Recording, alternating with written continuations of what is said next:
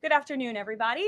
Thank you for being here today. We are going to get to my remarks and Q&A as always, but I do have the FBI director with me here, Kash Patel. You all know him well, and he's here to provide an update for you all with respect to China. As you know, President Trump had a very successful meeting on his trip to Asia with President Xi, where they discussed the need for China to crack down on fentanyl production and distribution, which ultimately makes its way here to the United States of America. And the FBI director recently traveled to China following President Trump's meeting to meet with his counterpart in Beijing.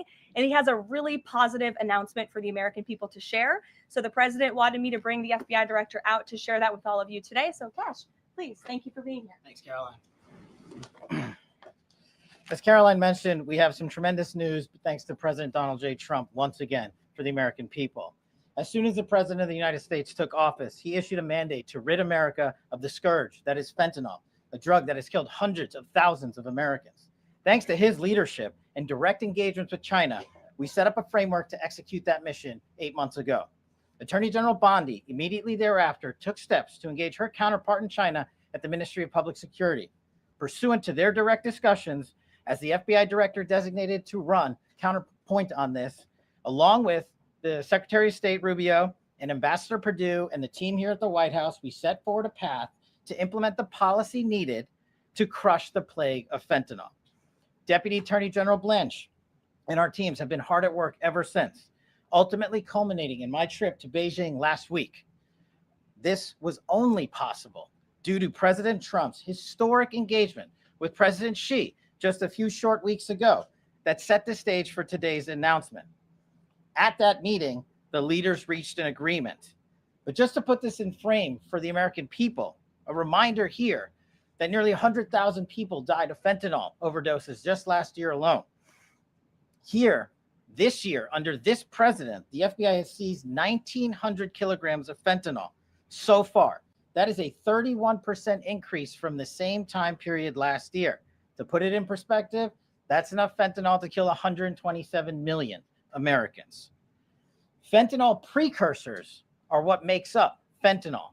While we, the interagency, the Department of Justice, have been fighting hard to seize and stop drug traffickers, we must attack fentanyl precursors, the ingredients necessary to make this lethal drug. That was the sole purpose of my trip to China, to eliminate these precursors. And if successful, we would suffocate the drug trafficking organization's ability to manufacture fentanyl in places like Mexico. This was the first time an FBI director has been to China in over a decade and received the audience with his counterpart to address this matter directly. And again, thanks to President Trump's direct engagement with President Xi, the government of China committed fully to my engagement there on the ground in Beijing at a level never seen before. While at Ministry of Public Security headquarters, I met with my counterpart at MPS, where the Chinese government agreed on a plan to stop fentanyl precursors. What does that mean? The People's Republic of China has fully designated and listed all 13 precursors utilized to make fentanyl. Furthermore, they have agreed to control 7 chemical subsidiaries that are also utilized to produce this lethal drug. Effective immediately, essentially, President Trump has shut off the pipeline that creates fentanyl that kills tens of thousands of Americans. These substances are now banned, and they will no longer be utilized by the Mexican drug trafficking organizations or any other DTOs around the world to make this drug. This historic achievement has saved tens of thousands of lives.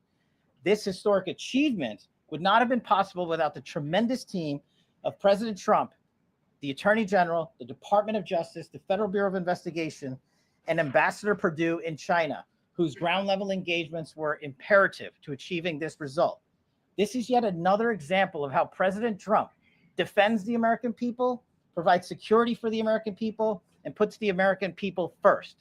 This is a historic first in its kind achievement by any president to stop the scourge of fentanyl, and it should be championed by every single American. This achievement will save lives. We are thankful for President Trump's steadfast leadership, and this FBI will fearlessly follow in his footsteps to ensure that this mission of safeguarding the American public is achieved every single day. Thank you. Thanks, Caroline. Thank you so much. Appreciate it. Okay. Thank you again, Director Patel. Before we get going, I do have one quick scheduling announcement. Tomorrow, President Trump will be joined by the First Lady in the East Room for an executive order signing aimed at expanding opportunities for education, career development, housing, and other resources for young people transitioning from foster care to adulthood. This is part of the First Lady's Fostering the Future efforts, which are a Be Best initiative. In other news, the Democrats dragged on the government shutdown for 43 days, the longest shutdown in U.S. history. But tonight, thanks to Republicans, the White House is very hopeful that this shutdown is going to come to an end. The damage caused by the Democrats with this reckless government shutdown cannot be forgotten. It is entirely the fault of the Democrat Party. Just look at the vote count. Hundreds of thousands of federal employees have missed their paychecks. Tens of billions in wages and benefits were withheld, impacting vulnerable families. Millions of low-income Americans missed their SNAP benefits. Nearly 20,000 flights at airports across the country were delayed due to staffing shortages, causing Americans to miss family events, vacations, and work obligations. According to Airlines for America, an estimated 5.2 million travelers have had their flights disrupted over the course of the Democrat shutdown. And our economy has lost billions and billions of dollars in economic activity over the course of this shutdown, hurting consumer sentiment and crushing the travel and hospitality industries. According to a CBO estimate, the Democrat shutdown could end up decreasing fourth quarter economic growth by 2 whole percentage points. The Democrat shutdown made it extraordinarily difficult for economists, investors, and policymakers at the Federal Reserve to receive critical government data. The Democrats may have permanently damaged the federal statistical system, with October CPI and jobs reports likely never being released. And all of that economic data released will be permanently impaired, leaving our policymakers at the Fed flying blind at a critical period. It's hard to recap all of this without asking a simple question: why? Why have the Democrats put the American people through this pain for 43 days in a row? And it feels like Groundhog Day being up here again talking about this Democrat shutdown. And the answer to that question is pure partisan politics. They started this shutdown with a ridiculous demand to force taxpayer-funded healthcare benefits to illegal aliens who broke into our country. Even after it was clear President Trump and Republicans would never force American taxpayers to pay for free health care for illegals. In fact, President Trump's One Big Beautiful Bill fixed that problem. The Democrats kept dragging this reckless government shutdown on for weeks longer to boost their turnout in an election, perhaps one might guess.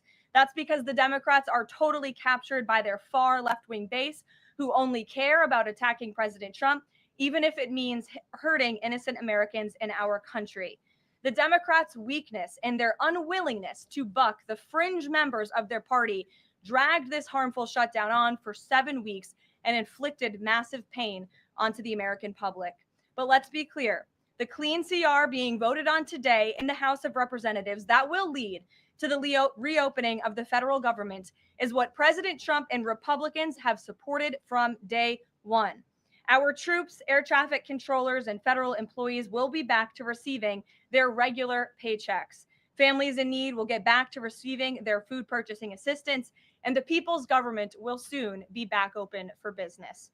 President Trump looks forward to finally ending this devastating Democrat shutdown with his signature, and we hope that signing will take place later tonight. On another matter, I want to address the affordability issue that's received a great deal of media attention this past week, which is ironic because it didn't receive that much attention when Joe Biden was here and inflation was at a record high 9%, the worst inflation crisis in modern American history.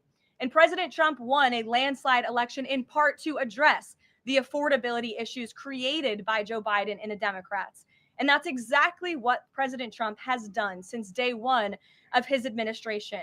Since the first day in office and every day since, the Trump administration has taken aggressive action to fix the Biden created cost of living issues. The notion that the same Democrats who just shut down the federal government to sabotage our economy, rob people of their paychecks, and also helped Joe Biden ratchet up inflation to 9% are now suddenly affordability champions, that notion is completely absurd.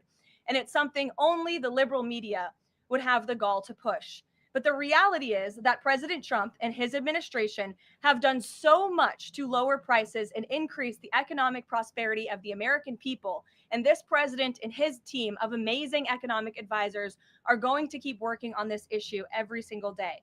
In less than 10 short months, President Trump signed the largest middle-class tax cuts in American history, including no tax on tips, overtime, and Social Security, which will guarantee that next year Americans are going to put more money back into their pockets. The president has completely unleashed American energy dominance to help bring gasoline prices to the lowest in 5 years, and we expect them to continue to decrease.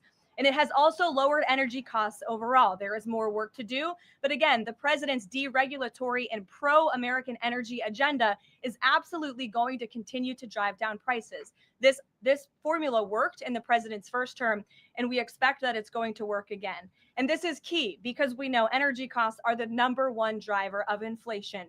Again, just look at what Joe Biden did to our energy industry over the past 4 years of his administration, and look at what happened to inflation as a result. Everything became more expensive. To lower prescription drug prices and healthcare costs, the president has been working around the clock on this issue. He is obsessed with negotiating these good deals on behalf of the American people to bring down pharmaceutical costs and drug costs for Americans. And he has done so on a number of fronts. You have seen him discuss that in the Oval Office several times. To fuel small businesses, lower their costs, and incentivize hiring, the Trump administration has already cut 30 unnecessary regulations for every new one on the books, which we know will save employers and small businesses across the country thousands of dollars in regulatory burdens. All of these pro-Trump policies are working, and they will continue to work.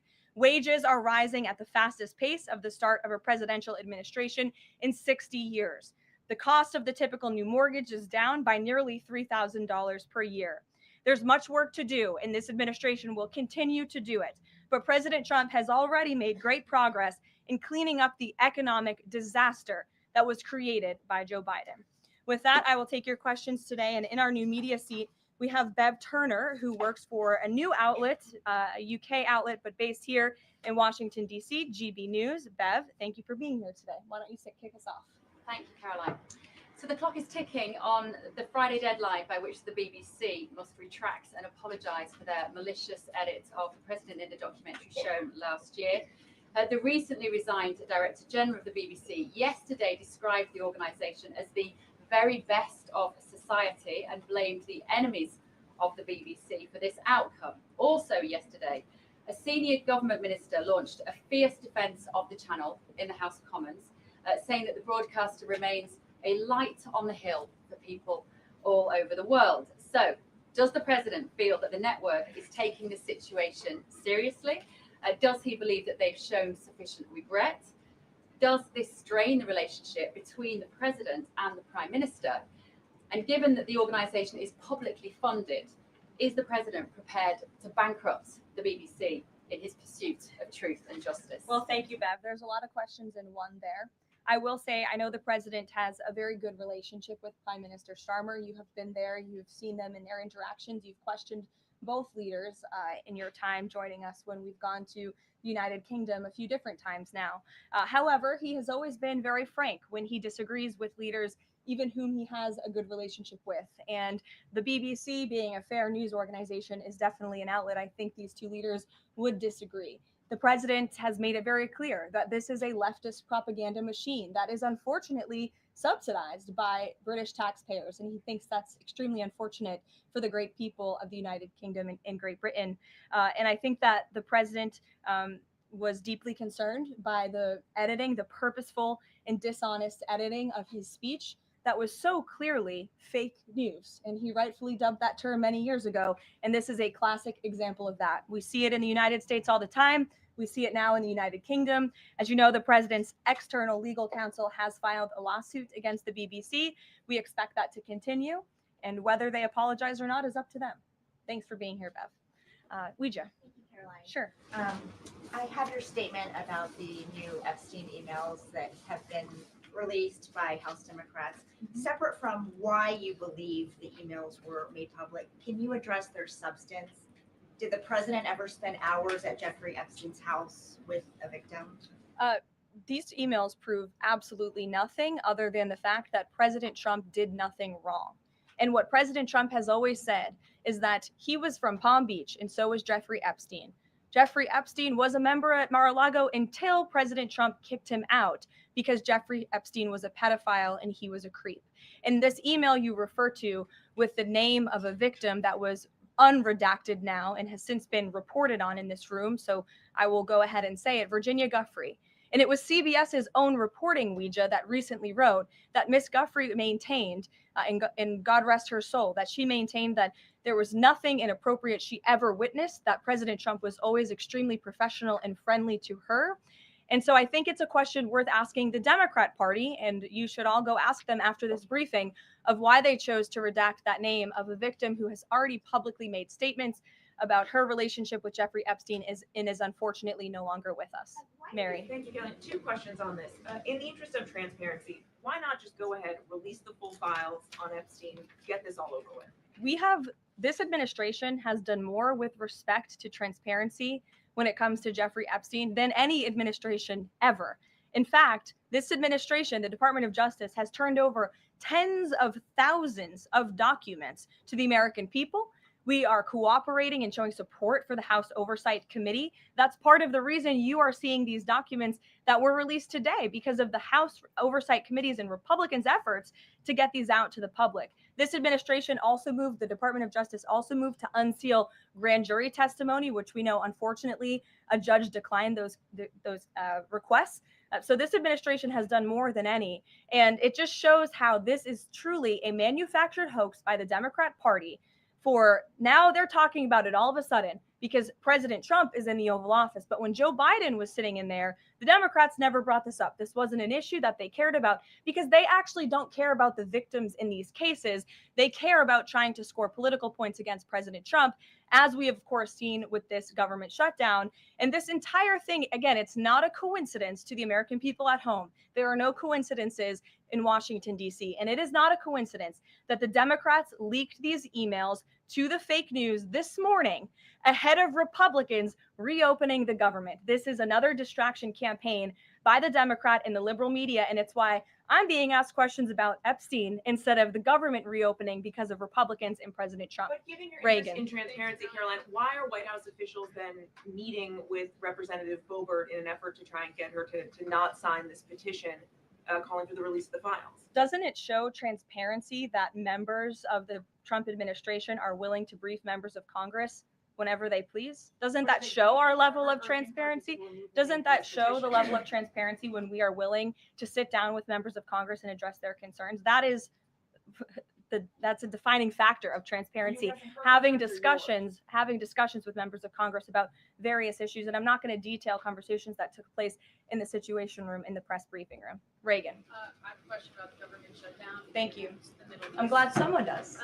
First, on the government shutdown, the shutdown deal reverses the administration's reps, and it also prohibits more from happening until the end of January.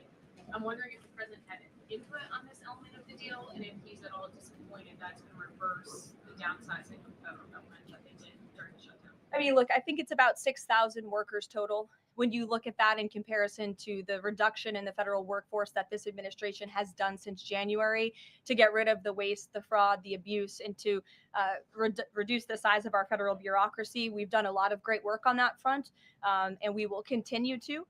But obviously, the president's main priority was to reopen the federal government and get people back to work, and that's what this deal accomplishes. There's been reports in Israeli media that the U.S. is considering building a temporary military base on the Gaza border. Can you confirm these reports? So I had a conversation directly with the reporter who wrote this article, and this article was based on a single piece of paper, an inquiry that somebody in the Department of Navy made about an idea that may happen in the future. And this reporter deemed that as an official plan and ran with a story that the United States is looking into it. I checked with the highest levels of the United States federal government. This is not something the United States is interested in being engaged in. It's not something we are currently involved in right now that we will be funding. And the president has been very clear he doesn't want to see boots on the ground with respect to what's happening in the Middle East. We've made great peace. We've made great progress with the peace plan in Gaza, and we want to continue to see that move forward. But I put a comment in that story for a reason. And sometimes we see reporters take a piece of paper like this and just deem it as official policy. And sometimes that misleads people a little bit. Sure. There's been a question about UK intelligence sharing regarding the drunk interdictions involving cocktails and boats. How will that affect the U.S. military operation? There's been a lot of discussion about the high caliber of the intelligence that has been provided before any of these military actions have taken place. I've seen that report. Oh, hello. I've seen that report. I'm familiar with the reporting, but we don't comment on intelligence matters, classified intelligence matters, as you know. As for the Trump administration's position on our narco-terrorist campaign in the Caribbean, it is going to continue.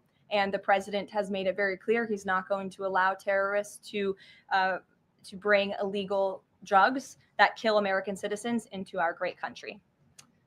Sure, John. I'll go to John and then Zolan. Go ahead. Thank you so much. Trump has talked about sending out $2,000 checks to U.S. citizens. Earlier this year, he also talked about sending a Doge dividend.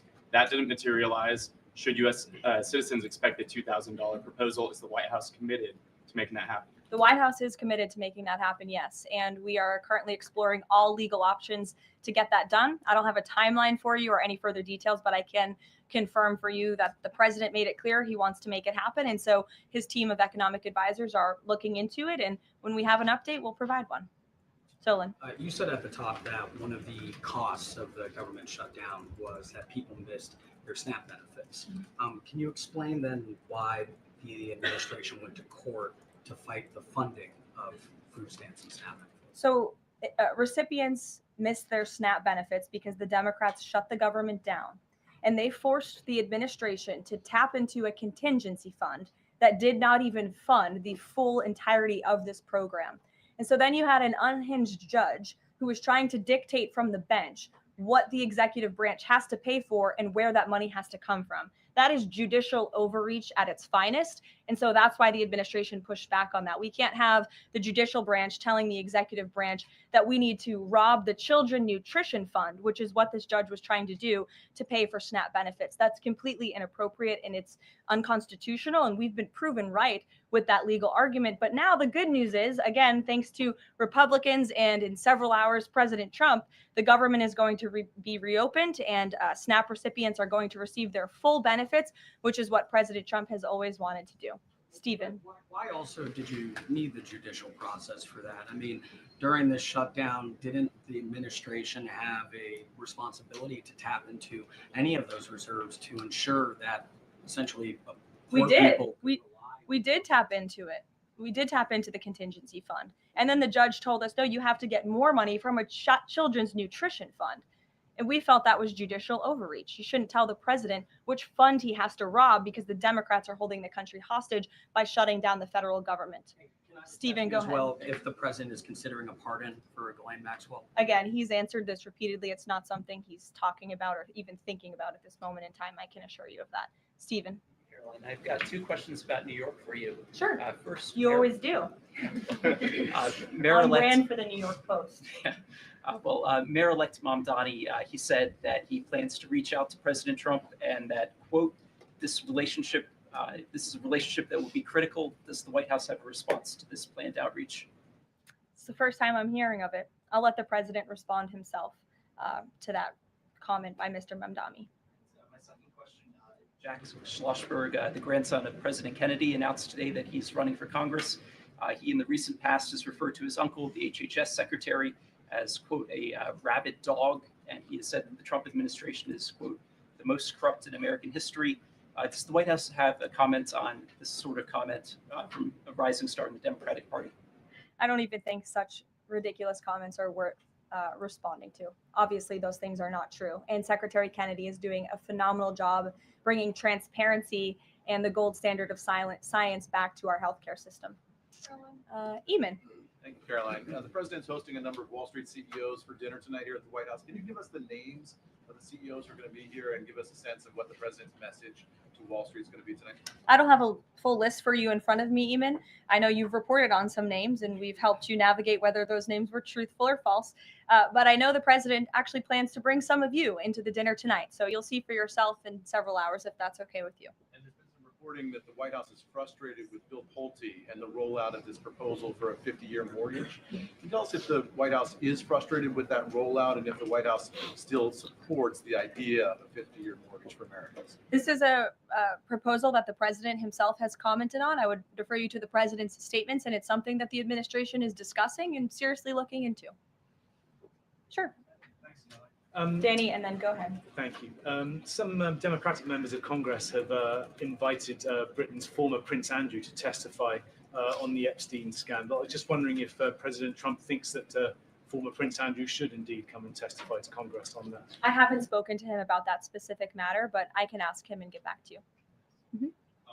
On the government shutdown, the president and House Republicans have made clear they were not going to negotiate healthcare strategy while or policy while the government was shut down. Now, assuming that it reopens tonight, is the president intending to invite any Democrats over to have negotiations over these subsidies or any other plan to bring down the cost of health insurance? I will just add that, as you pointed out, the Democrats were holding our country hostage to try to negotiate on a healthcare system that they created.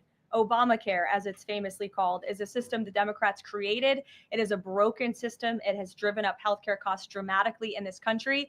And now they shut the government down to try to fix that system they broke. It doesn't make any sense to us, which is why the president said that's a completely untenable position. However, once the government reopens, the president, as he's always maintained, is absolutely open to having conversations about healthcare. And I think you'll see the president putting forth some really good policy proposals the Democrats should take very seriously to fix, again, the system that they broke. You can't trust the same people who broke the system to fix it. And so the American people will continue to hear from the president on this issue.